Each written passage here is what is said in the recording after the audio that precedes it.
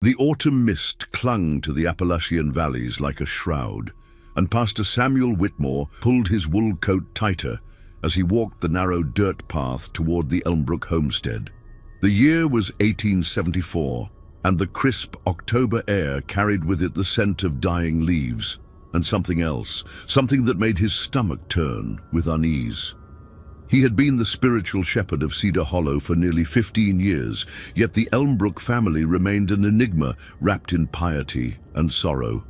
Their farmstead sat on the most fertile land in the valley, their crops always the most abundant, their livestock the healthiest. But their graveyard told a different story, a story of small headstones, each marking the brief life of a firstborn child. "Pastor Whitmore," called Martha Elmbrook from the porch, her voice carrying the weight of generations. She was a woman of 43, her dark hair streaked with premature gray, her hands permanently stained with soil and something darker. "We've been expecting you," Samuel nodded, removing his hat as he approached. Behind Martha stood her husband, Ezekiel, a man whose broad shoulders seemed to carry more than just the burden of farm work.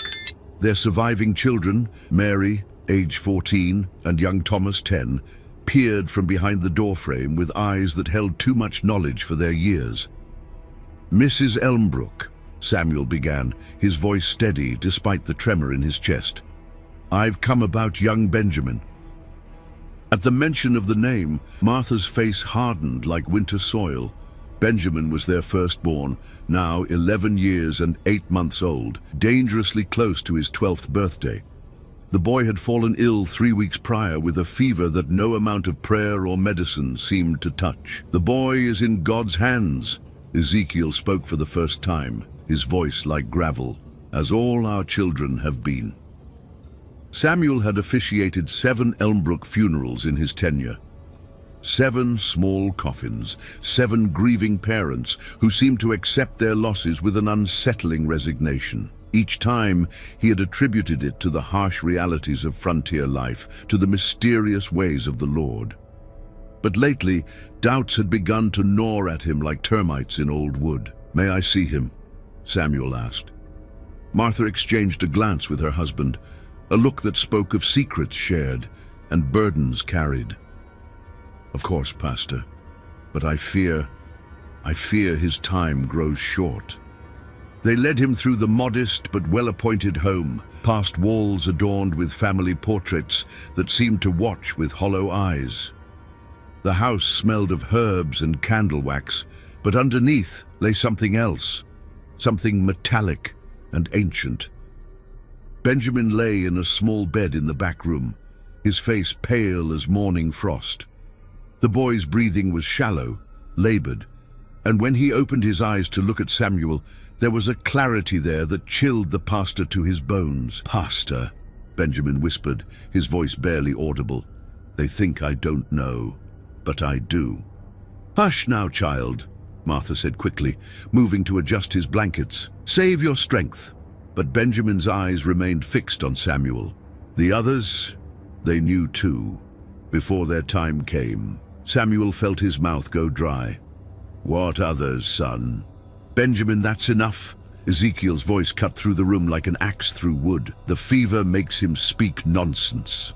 But Samuel had seen enough fevered children to know the difference between delirium and desperate truth. As he knelt beside the bed to offer a prayer, Benjamin's small hand gripped his wrist with surprising strength.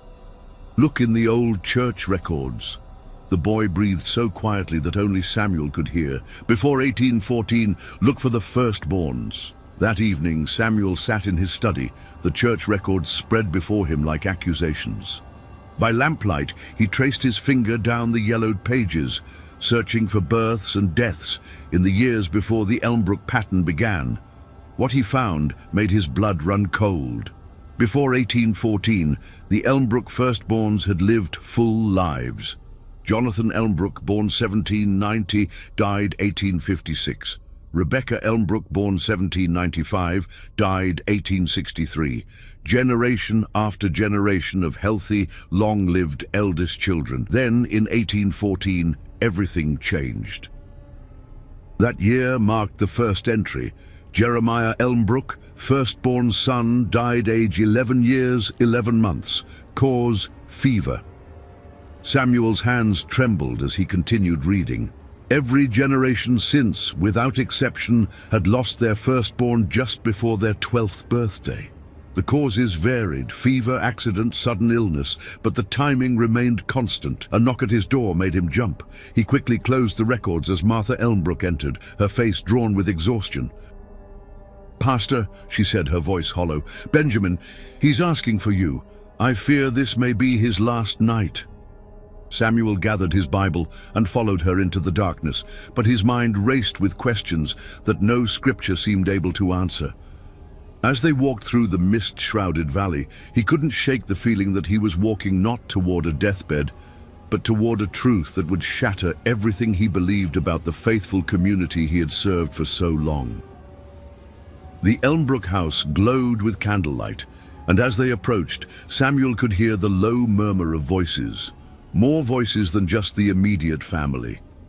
The entire community, it seemed, had gathered for Benjamin's final hours.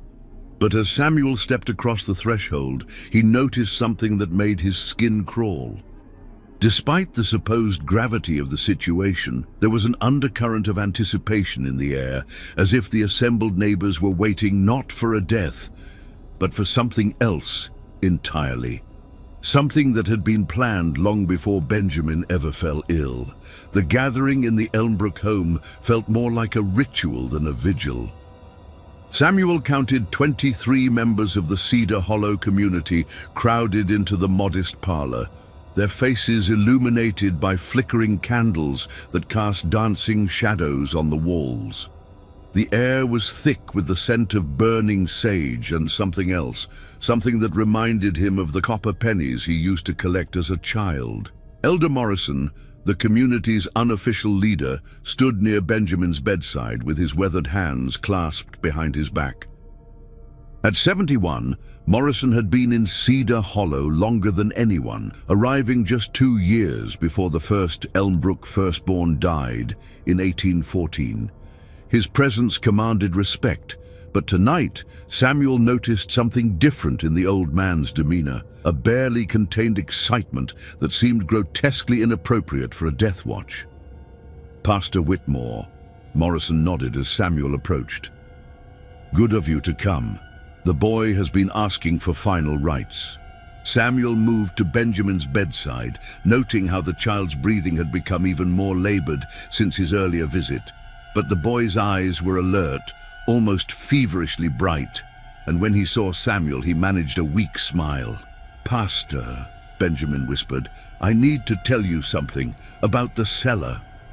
"The boy's delirious," Martha said quickly, but Samuel caught the sharp look she exchanged with her husband. "What cellar, Benjamin?" Samuel asked gently, ignoring the sudden tension in the room. "Behind the false wall, in our root cellar. There's another room. They don't know I found it." Benjamin's voice was getting weaker, but his grip on Samuel's hand remained surprisingly strong. "There are things there, old things, and names, carved in the stone." Ezekiel stepped forward, his face dark. "Pastor, perhaps we should let the boy rest. The fever—" "No," Benjamin interrupted with sudden strength. "I won't have much time left.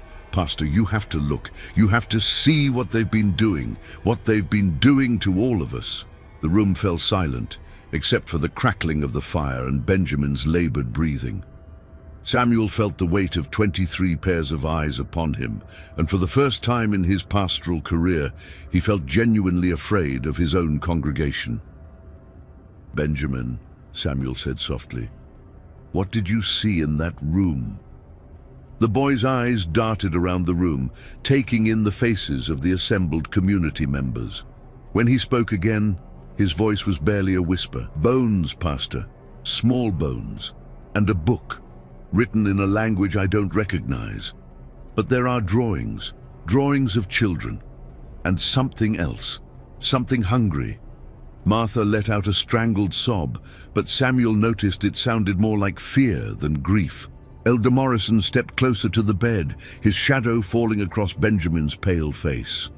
"The boy needs rest," Morrison said firmly.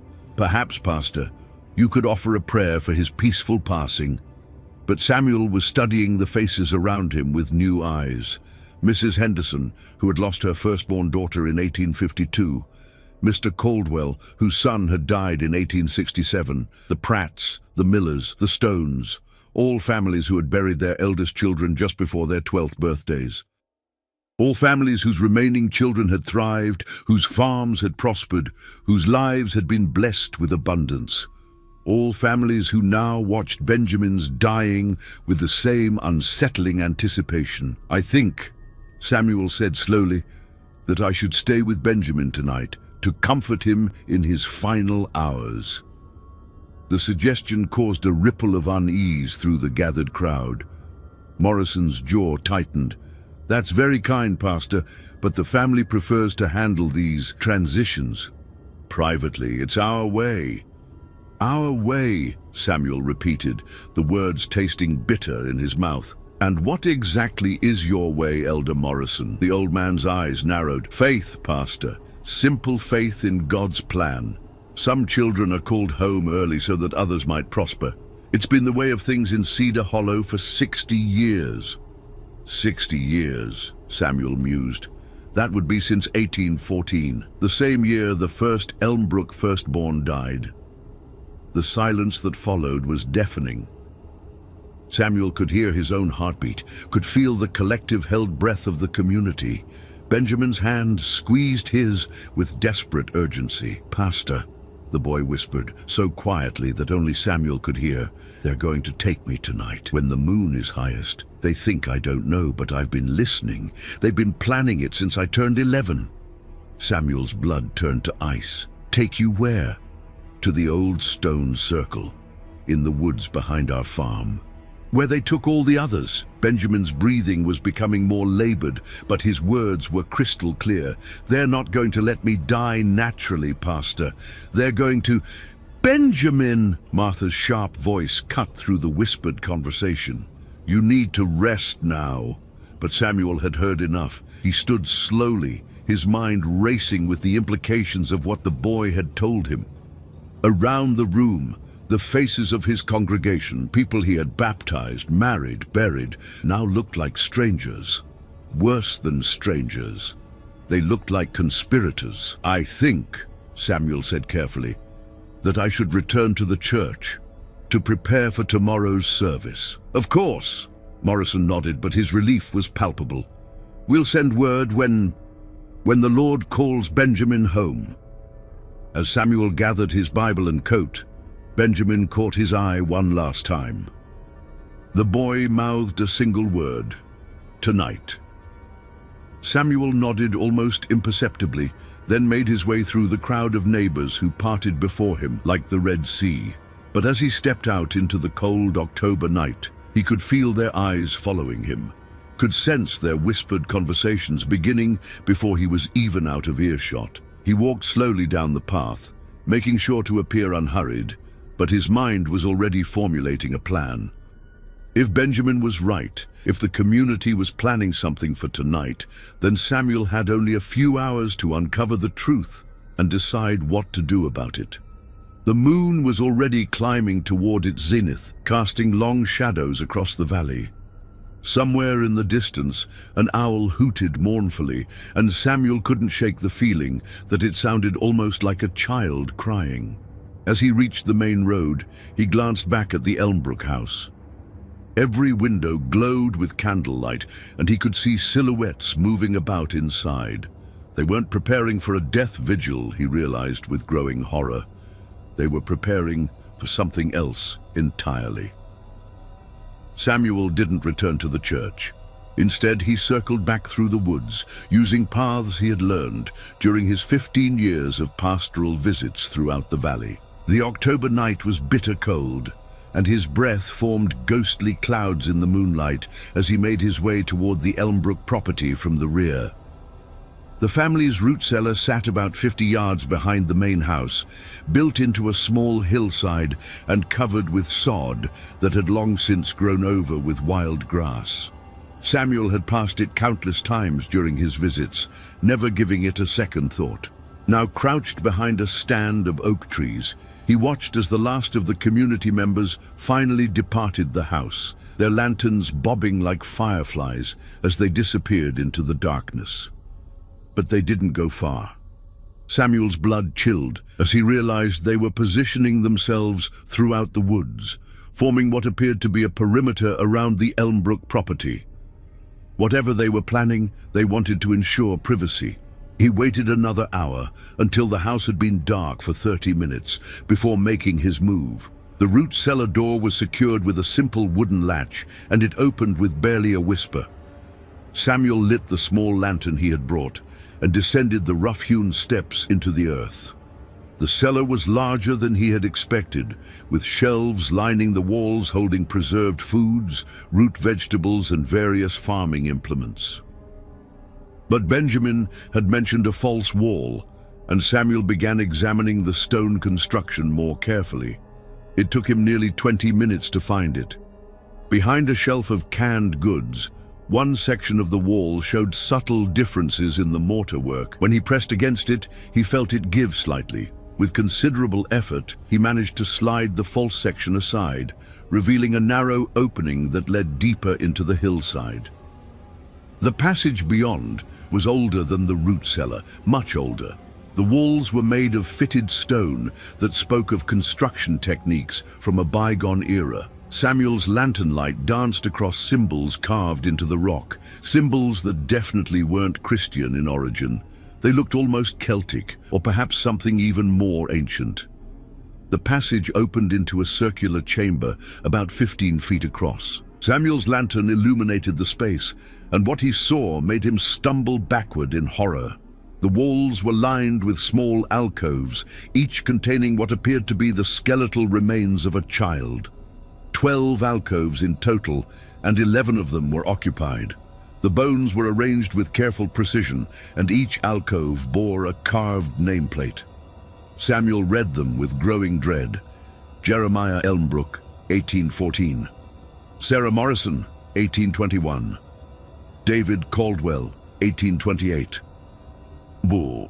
The names continued, marking 60 years of firstborn children from the families of Cedar Hollow. In the center of the chamber stood a stone altar, its surface stained dark with what Samuel prayed was not what he suspected. Carved into the altar's face were more of the strange symbols, along with words in what appeared to be Latin: sanguine primo, terra benedicta, vita pro vita, abundantia pro sacrificio. Samuel's seminary Latin was rusty, but he could make out the general meaning. By first blood, the land is blessed. Life for life, abundance for sacrifice. On a stone shelf beside the altar lay a leather-bound book, its pages yellowed with age. Samuel opened it with trembling hands and found himself looking at detailed records written in multiple hands across several decades. The entries were in English, and they told a story that made his soul recoil in horror. The first entry was dated October 31st, 1814, and written in a careful script. The compact is sealed. Elder Morrison has shown us the old ways, brought from his homeland across the sea. The land spirits demand their price, but they offer much in return. The firstborn of each family, given before their 12th year, ensures prosperity for all. The ritual must be performed at the stone circle when the moon is highest, and the sacrifice must be willing or made to appear so. The community has agreed. God forgive us, but our children will never want for anything. Samuel's hands shook as he turned the pages. Entry after entry detailed the deaths of children, but they weren't deaths at all. They were murders, carefully planned and executed by the entire community. Each family took turns providing the sacrifice, and in return, their farms prospered, their remaining children thrived, and the valley remained blessed with abundance. The most recent entries were in Ezekiel Elmbrook's handwriting. October 15th, 1874, Benjamin grows suspicious. He's been asking questions about his cousins who died before him. Martha fears he may have overheard our planning sessions. We must be more careful. October 20th, 1874. The boy found the chamber. We discovered his footprints in the passage. Elder Morrison says we must accelerate the timeline. The ritual will be performed on October 31st as planned, but we may need to ensure Benjamin's compliance through other means. October 25th, 1874. Benjamin has fallen ill with the fever. Martha administered the herbs as instructed. The boy will be weak enough to transport by the time of the ritual, but conscious enough to fulfill the requirements of the compact. Samuel slammed the book shut, his stomach churning with revulsion. Benjamin hadn't fallen ill naturally. He had been poisoned, weakened deliberately to make him easier to handle during what they euphemistically called the ritual. A sound from the passage behind him made Samuel freeze. Footsteps, moving carefully but purposefully toward the chamber. He quickly extinguished his lantern and pressed himself against the wall beside the entrance, his heart hammering in his chest. Elder Morrison appeared in the doorway, carrying his own lantern. Behind him came Ezekiel Elmbrook and two other men Samuel recognized as community members. They moved with the confidence of people who had done this before. "The pastor was asking too many questions tonight," Morrison was saying, "and the boy definitely told him something. We may have a problem." "What kind of problem?" Ezekiel asked. "The kind that requires us to consider whether our community might need to grow smaller," Morrison replied ominously. "The compact protects us, but only if we protect it. Anyone who threatens to expose us threatens everyone's prosperity." Samuel's blood turned to ice as he realized they were talking about killing him. He pressed himself deeper into the shadows, praying they wouldn't notice his presence. "When do we collect the boy?" one of the other men asked. Morrison checked a pocket watch. "In 2 hours. The moon will be at its peak and the circle will be ready. Martha has prepared him with the final dose of herbs. He'll be conscious but compliant." "And if Pastor Whitmore interferes?" Morrison's voice was cold as winterstone. "Then Pastor Whitmore will have an unfortunate accident. The valley has had pastors before him, and it will have pastors after him, but the compact is eternal." The men began to leave, but Morrison paused at the altar, running his hand over the stained stone surface. 60 years of prosperity," he murmured. 60 years of blessed harvests and healthy livestock, all because we understand that some prices are worth paying. As their footsteps faded down the passage, Samuel remained frozen in the darkness, his mind reeling with the magnitude of what he had discovered. An entire community, bound together by murder and superstition, willing to sacrifice their own children for material prosperity. And in less than 2 hours, they planned to kill Benjamin Elmbrook. Samuel had to make a choice. He could flee, save himself, and let the boy die. Or he could try to stop them, knowing that it would likely cost him his own life. As he stood in that chamber of bones, surrounded by the remains of 60 years' worth of murdered children, Samuel Whitmore made his decision. He was going to save Benjamin Elmbrook or die trying. Samuel emerged from the hidden chamber with his mind racing and his soul burning with righteous fury. The leather-bound book was tucked inside his coat, evidence of the community's monstrous crimes that he prayed would survive, even if he didn't. He had perhaps 90 minutes before they came for Benjamin, and he needed to use every second wisely. The Elmbrook house was dark and silent as Samuel approached through the woods. He circled the property carefully, noting the positions of the community members who still maintained their perimeter. They were spread thin, confident in their control of the situation, and Samuel was able to find a gap in their surveillance near the back of the house. The rear door was unlocked. Why would they bother securing it when the entire community was complicit in their plans? Samuel slipped inside, moving through the familiar layout by memory and the faint moonlight filtering through the windows. Benjamin's room was at the back of the house, and Samuel could hear the boy's labored breathing before he even reached the doorway. The child lay motionless in his bed, his face pale and drawn, but his eyes opened when Samuel knelt beside him. "Pastor," Benjamin whispered, his voice barely audible. "You came back." "I found the chamber," Samuel replied quietly. "I know what they're planning. We need to get you out of here. Benjamin tried to sit up but fell back weakly. I can't. They gave me something. My legs won't work properly. Samuel could see the effects of whatever herbs Martha had administered. The boy was conscious but severely weakened, just as Ezekiel's journal had indicated. Carrying him would be difficult, but not impossible. Benjamin, I need you to listen carefully, Samuel whispered. I'm going to carry you out of here, but we have to be very quiet. Can you do that? The boy nodded, and Samuel carefully lifted him from the bed. Benjamin was lighter than expected. The herbs had clearly taken a toll on his body. As Samuel moved toward the door, he heard voices from the front of the house.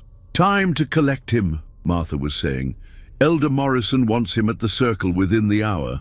The pastor's interference tonight was unfortunate, Ezekiel replied. Morrison thinks we may need to deal with him permanently. After tonight it won't matter, Martha said. Once Benjamin is gone, there will be no one left who knows about the chamber. The secret will be safe for another generation. Samuel pressed himself against the wall. Benjamin clutched in his arms. The boy's parents were discussing his murder with the same casual tone they might use to plan a church social. The depth of their corruption was staggering. He waited until their voices moved toward the front door, then slipped out the back of the house. Benjamin's weight was manageable, but Samuel knew he couldn't carry the boy far without rest. He needed a plan, and he needed help.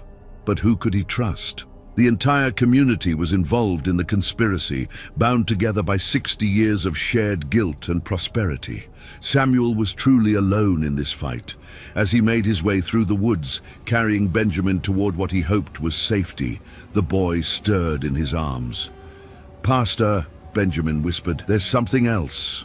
Something I didn't tell you before. What is it, son? The book in the chamber.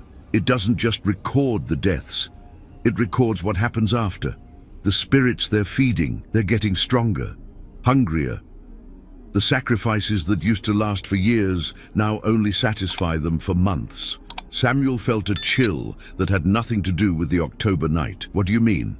They're going to need more children soon, not just firstborns, and not just from Cedar Hollow. Benjamin's voice was getting weaker, but his words were clear. I heard Elder Morrison talking to my father. They're planning to expand, to bring other communities into the compact. The implications were horrifying. What had started as a localized atrocity was growing, spreading like a cancer across the Appalachian valleys. How many other communities might already be involved? How many other children had died to feed whatever ancient hunger Morrison had awakened? A sound behind them made Samuel freeze. Voices calling through the woods. They had discovered Benjamin's absence. Find them. Morrison's voice carried clearly through the night air. The boy cannot be allowed to escape, and the pastor has seen too much. Bring them both to the circle. Samuel quickened his pace, but he could hear the search party spreading out behind them. They knew these woods better than he did, and they had the advantage of numbers. It was only a matter of time before they were caught. Pastor, Benjamin whispered urgently, the stone circle. Do you know where it is? No, son. I've never seen it. I have. They took me there once when I was younger to show me what would happen when my time came. It's about a mile north of our farm, in a clearing where nothing grows. Benjamin paused, gathering his strength. If we can get there first, if we can disrupt the circle somehow, maybe we can break their power. It was a desperate plan, but Samuel couldn't think of a better alternative. He adjusted his grip on Benjamin and changed direction, heading north through the dense woods. Behind them, the voices of their pursuers grew closer. The forest seemed to close in around them as they climbed higher into the hills. Ancient trees loomed overhead, their branches creating a canopy so thick that even the moonlight struggled to penetrate. Samuel's lungs burned with exertion, and his arms ached from carrying Benjamin, but he pressed on.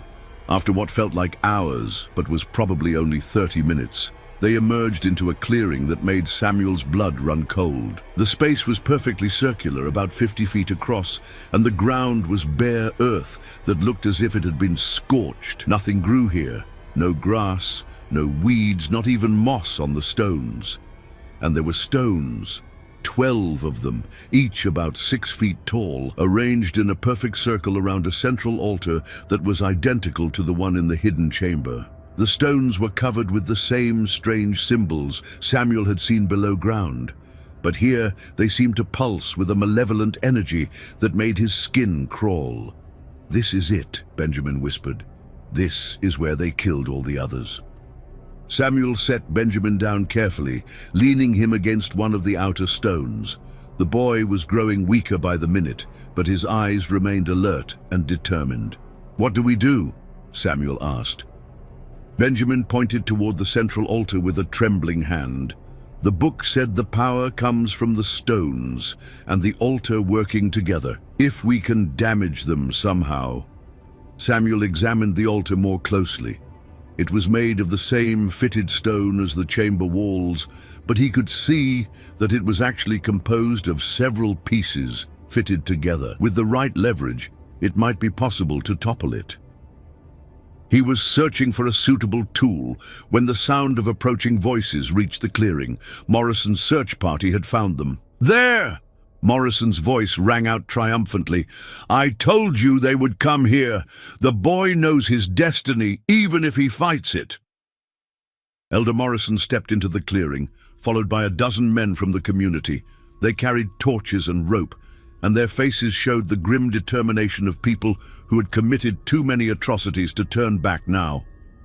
"Pastor Whitmore," Morrison called out, his voice echoing strangely in the circular space. "You have interfered with forces beyond your understanding.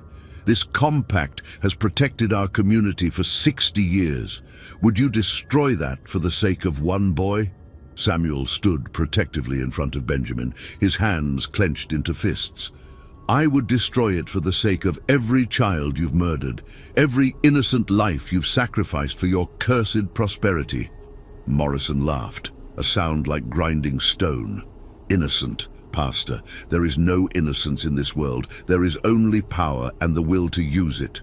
We chose to embrace the old ways, to make the hard choices that ensure our survival and prosperity. You choose weakness and sentiment." The men began to spread out around the circle, cutting off any possibility of escape. Samuel realized with growing despair that he had led Benjamin directly into the trap they had been trying to avoid. But as Morrison approached the altar, something unexpected happened. Benjamin, despite his weakness, began to speak in a voice that carried clearly across the clearing. "I know what you are," the boy said, his words directed not at Morrison, but at the stones themselves. "I know what you've been feeding, and I know how hungry you've become." Morrison paused, his face showing the first sign of uncertainty Samuel had seen all night. "The boy is delirious," Morrison said, but his voice lacked its earlier confidence. Benjamin continued, his voice growing stronger despite his physical weakness. "You think you control them, but you don't. They control you, and they're never going to be satisfied with just one child a year anymore, are they?" A wind began to blow through the clearing, though the night had been perfectly still moments before. The torches flickered, and Samuel could swear he heard something like whispers coming from the stones themselves. Morrison's face had gone pale. "Silence the boy!" he ordered his men. "Quickly!" But Benjamin wasn't finished. "They're going to want more," he called out, his voice carrying to every man in the circle. "More children, more families, more communities, and when you can't give them what they want, they're going to take it anyway, starting with your own children." The wind was growing stronger now, and the whispers were becoming more distinct. Samuel couldn't understand the words, but the tone was unmistakably hungry, demanding, angry. Morrison raised his hand, and Samuel saw the gleam of a knife in the torchlight. "Enough!" the elder shouted. "The ritual will proceed as planned." But as Morrison stepped toward the altar, Benjamin spoke one final time, his voice carrying a power that seemed to come from somewhere beyond his small, weakened body. "I refuse," he said simply. "I refuse to be your sacrifice. I refuse to feed your hunger, and I call upon every child who died here to refuse with me." The effect was immediate and terrifying. The wind became a howling gale, the torches went out, and the stones began to emit a sound like screaming. In the sudden darkness, Samuel heard Morrison cry out in fear and rage. And then, in the pale moonlight, Samuel saw something that would haunt him for the rest of his days. The stones were moving. The ancient stones groaned as they shifted in their positions, tilting inward toward the center of the circle like accusing fingers. The sound they made was not the grinding of stone on earth, but something organic and alive, like the death rattle of some enormous beast. In the pale moonlight, Samuel could see the carved symbols on their surfaces, beginning to glow with a sickly phosphorescent light. Morrison stumbled backward, his knife clattering to the ground. "This isn't possible," he whispered, but his voice carried no conviction. Around the circle, his followers were backing away from the stones, their faces masks of terror. Benjamin remained propped against the outer stone, but his weakness seemed to be fading. As Samuel watched in amazement, the boy struggled to his feet, his eyes blazing with an inner fire that had nothing to do with fever. "You never understood what you were dealing with," Benjamin said, his voice carrying clearly despite the howling wind. "You thought you could control them, use them for your own purposes, but they were using you." The central altar began to crack, fissures spreading across its surface like a spider web. From the cracks seeped something that looked like blood, but moved with its own volition, flowing upward against gravity to form writhing tendrils in the air. "The compact!" Morrison shouted desperately. "The compact protects us. We have fulfilled our obligations." "Your obligations," a new voice said, and Samuel's blood froze as he realized it was coming from the stones themselves. "Have changed." The voice was composed of many voices, children's voices, speaking in unison with a harmony that spoke of shared suffering and unified rage. Samuel recognized some of them from the names he had read in the hidden chamber: Jeremiah, Sarah, David, and all the others who had died in this cursed place. "For 60 years, the collective voice continued, we have been bound to this place, our life force, feeding the hunger you awakened. But the one you brought tonight has shown us something you never intended us to learn." Benjamin stepped forward, his movement steady despite the herbs that should have left him helpless. "They learned that they could refuse," he said, "that the compact only has power if the sacrifice is willing, truly willing, not just drugged and coerced." Morrison's face contorted with rage and desperation.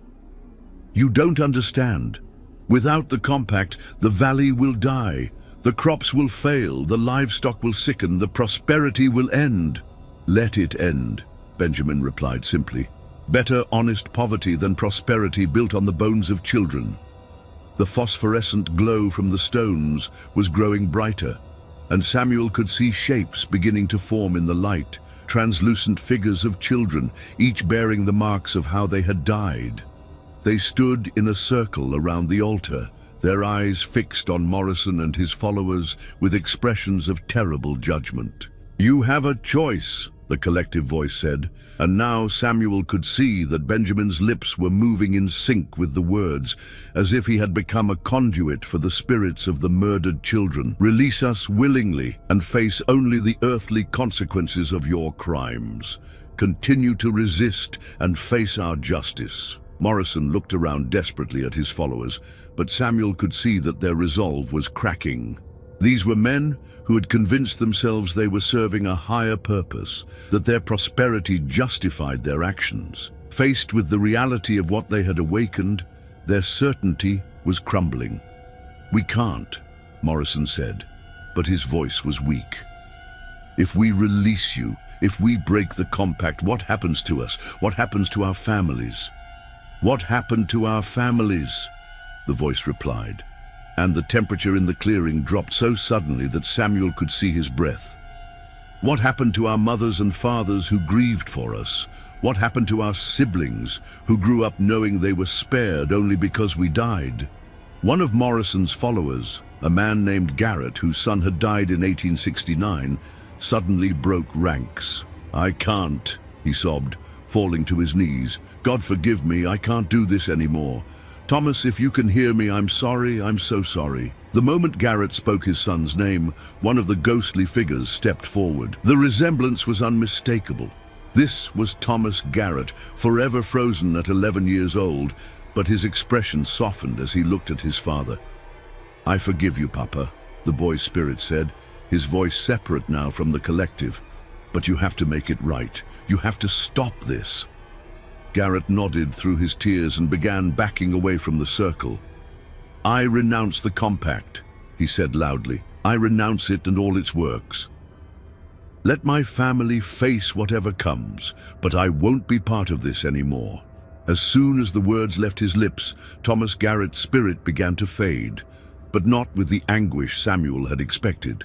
Instead, the boy smiled and seemed to dissolve into points of light that drifted upward into the night sky, finally free. The effect on the other men was immediate. One by one, they began to step forward, renouncing their participation in the compact and calling out to the spirits of their murdered children. Each time a father spoke his child's name and asked for forgiveness, another spirit was released, rising into the darkness like a star returning to heaven. But Morrison remained defiant. "Fools!" he screamed. "You're destroying everything we've built, everything we've worked for."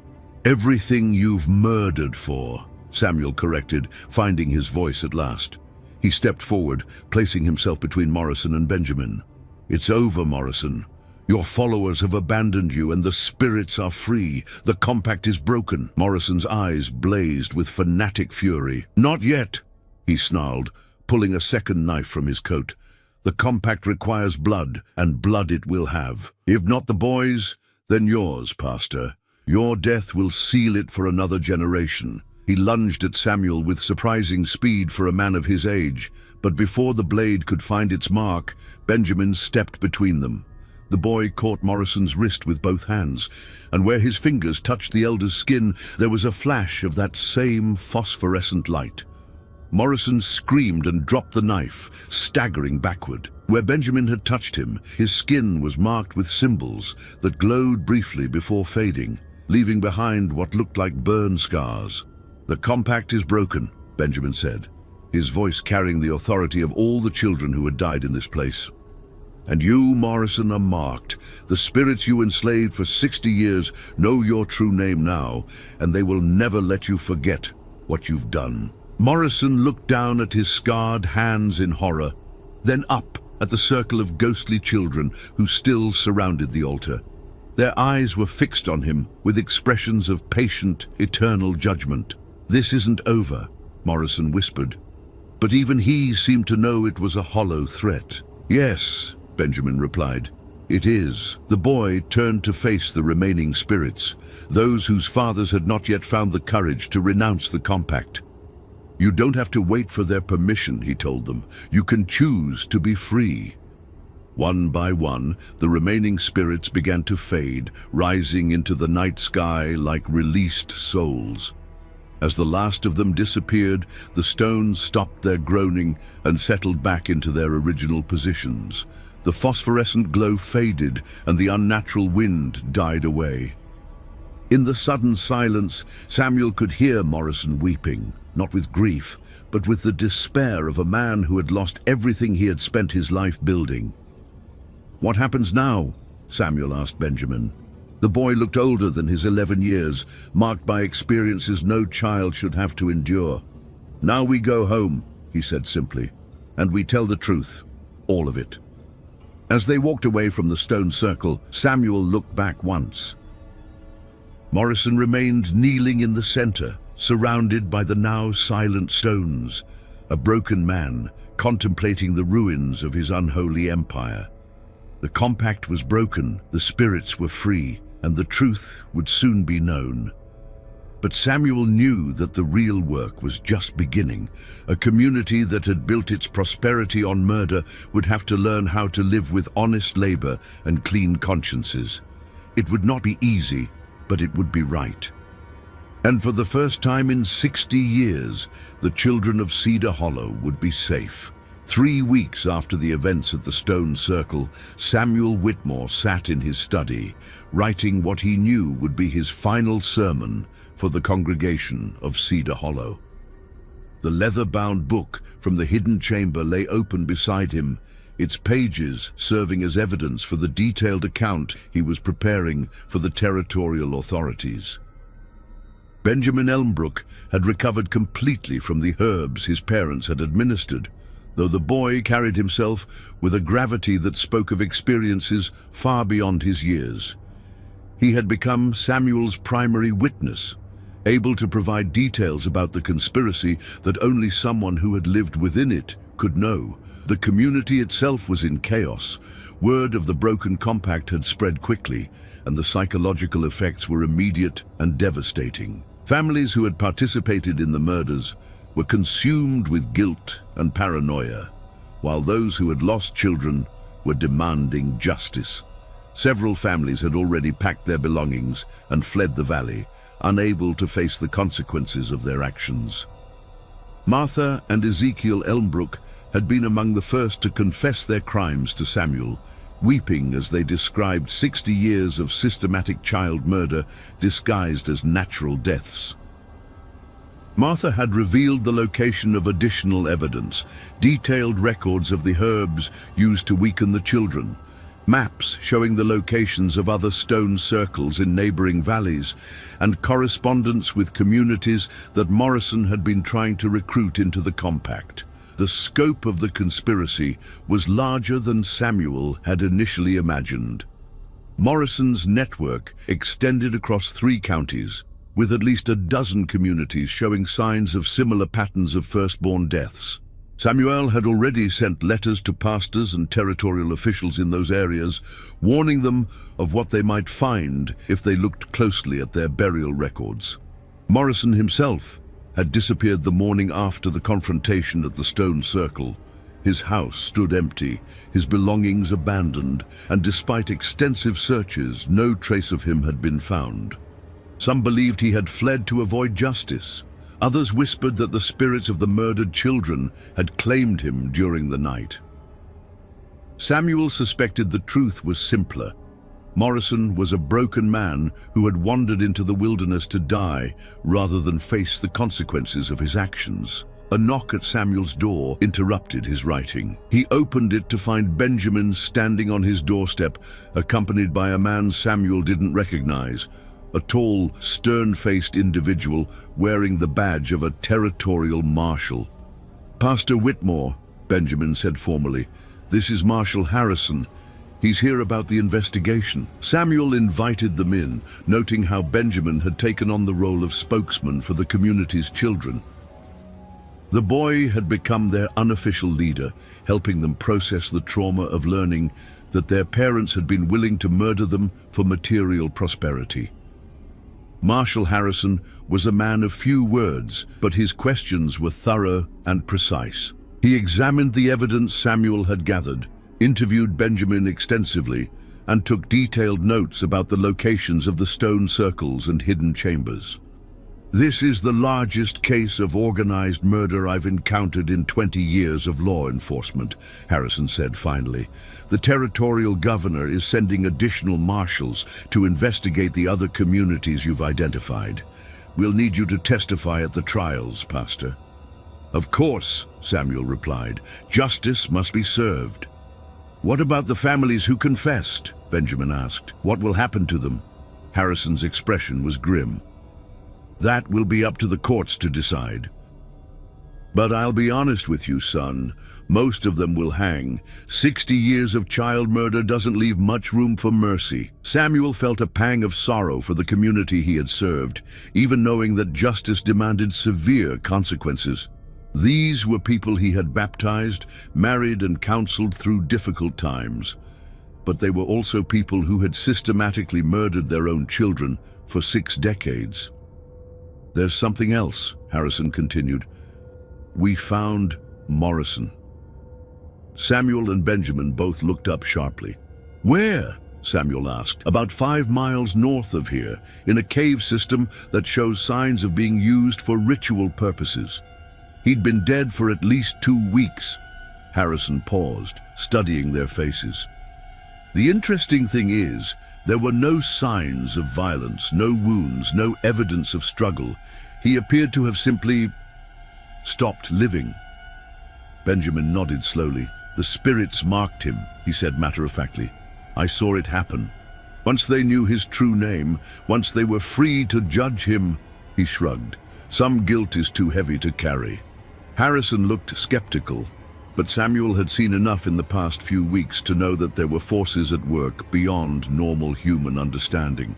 Morrison's death, while convenient for the investigation, felt like a final act of justice from the children he had murdered. What happens to the valley now? Samuel asked. That depends on the people who remain, Harrison replied. The territorial government will likely offer assistance to families who weren't involved in the conspiracy, help them relocate if they choose. As for the land itself, he gestured toward the window where the Elmbrook farm was visible in the distance. I've heard reports that the crops are already failing, that livestock are sickening. Might be coincidence, might be something else. Samuel wasn't surprised. The prosperity of Cedar Hollow had been built on supernatural foundations, and with those foundations destroyed, it made sense that the unnatural abundance would end as well. Pastor, Benjamin said quietly, I've been thinking about what you said before, about telling the truth, all of it. What do you mean, son? I mean writing it down. Everything that happened. Everything we learned, not just for the courts, but for history. So that if anyone ever tries to make a compact like this again, there will be a record of what it really costs. Samuel considered the idea.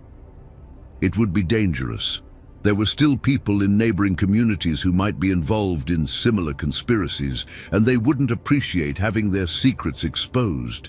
But Benjamin was right. The truth needed to be preserved.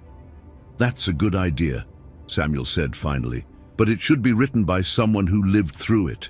Someone who can speak with the authority of experience. Benjamin nodded solemnly. I'll do it. I'll write it all down, everything I saw and heard, and when I'm older, when I understand more about the world, I'll make sure it gets published. People need to know what happened here. Marshal Harrison gathered his papers and prepared to leave. I'll be back in a few weeks for the formal depositions, he said. In the meantime, I'd advise both of you to be careful. Word of this investigation is spreading, and there may be people who want to silence witnesses. After Harrison left, Samuel and Benjamin sat in comfortable silence for a while, watching the sun set over the valley that had been their home. The landscape looked the same, but everything had changed. The weight of 60 years of hidden guilt had been lifted, but the price of that freedom was the destruction of everything the community had built. Do you regret it? Samuel asked. Exposing the truth, even knowing what it would cost? Benjamin considered the question seriously. No, he said finally. The prosperity was never real anyway. It was built on the bones of children, and it would have demanded more children eventually. Better to be poor and honest than rich and damned. Samuel nodded, recognizing wisdom beyond the boy's years. What will you do now? Where will you go? My parents want to move east, start over somewhere new, but I think I'll stay here for a while. Someone needs to tend the graves of the children who died, make sure they're not forgotten. Benjamin paused, looking toward the woods where the stone circle lay silent and powerless. And someone needs to watch, to make sure nothing like this ever happens again. As darkness fell over Cedar Hollow, Samuel began to understand that his role as pastor was ending, but Benjamin's role as guardian was just beginning. The boy had been marked by his experiences, chosen by the spirits of the murdered children to carry their memory forward. It was a heavy burden for someone so young, but Samuel had seen Benjamin's strength in the face of unimaginable horror. If anyone could bear the responsibility of ensuring that the truth survived, it was the boy who had refused to become a sacrifice and had instead become a liberator. The compact was broken, the spirits were free, and justice was coming for those who had participated in 60 years of murder. But the real victory was simpler and more profound. The children of Cedar Hollow would grow up in a world where their parents valued their lives more than their prosperity. It was a lesson written in blood and carved in stone, but it was a lesson that would endure. And in the years to come, when Benjamin Elmbrook published his account of the events in Cedar Hollow, it would serve as a warning to any who might be tempted to make similar bargains with forces beyond human understanding. Some prices, his book would conclude, are simply too high to pay, no matter how great the promised reward.